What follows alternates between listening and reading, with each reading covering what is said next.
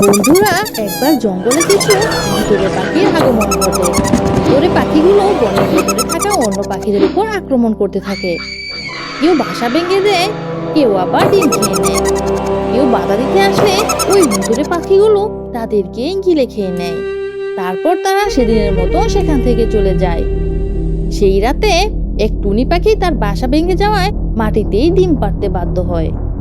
টুনি কাঁদতে থাকলে হঠাৎ করে এক প্রকৃতি কন্যার আবির্ভাব ঘটে। তখন টুনি প্রকৃতি কন্যাকে সব কথা খুলে বলে।